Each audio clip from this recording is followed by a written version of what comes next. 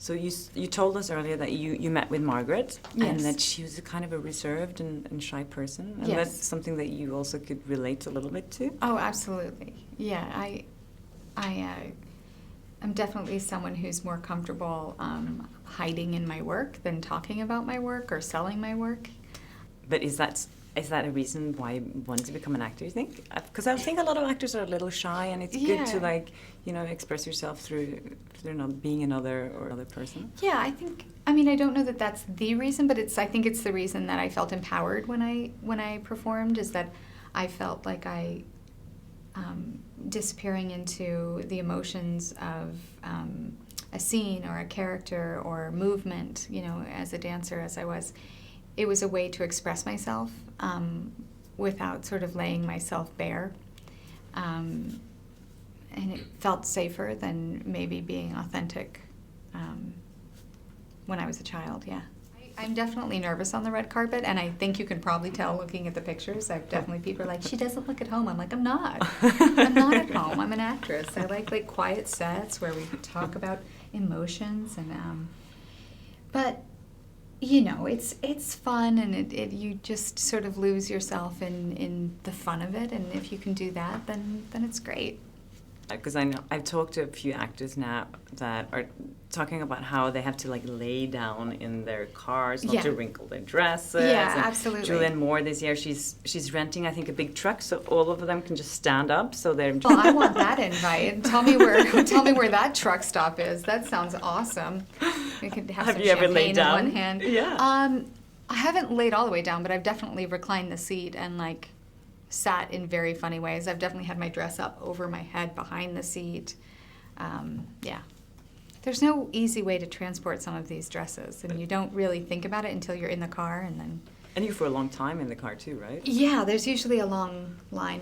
But I'm the girl, I've started getting there, really early. I'm the second person on the red carpet because I can't deal with the crowds. And I'm like, I don't care if I look just, eager. I just want to get in and calm down because... I'm claustrophobic. I'm starting to make myself look weird, but I'm a little claustrophobic on top of being completely socially anxious. So the combination of a lot of people and being close to me, I just have to, yeah.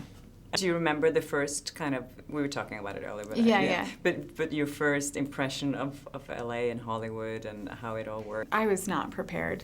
More for the social aspect. The work aspect of it, I always understood, you prep, you go to auditions, and you see what you can get. And I was very naive, so I just believed I would work, and I did. So I didn't know that was exceptional to get to Hollywood and start working. I figured I would, so I did. So, but I was not prepared for the overall energy of the city and the difference, because I'd come from this really nice town in Minnesota where people were nice, and and people are nice in LA, but I was just overwhelmed with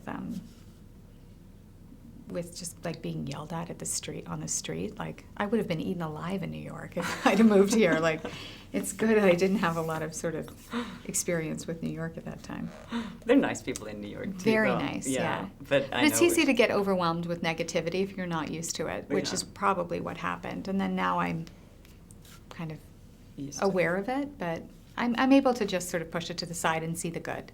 Yeah. I did love the fashion in this. Margaret always says, I just wanted to wear big shirts and my painting pants. It's funny because somebody said, I watched it with teenagers, and you did something nobody wants to do, which is gain weight. I'm like, that's kind of how much I weigh all the time, but I was I'm not sensitive about it, but it's because I was so slim in American Hustle, so they were doing a comparison. But I would say I think it was the fitting of the pants. But I would say that this wasn't exactly. I didn't get caught up in my own sort of personal vanity in this role because I just really wanted to sort of portray Margaret. So maybe that's kind of what we were saying is those pants with the panty lines.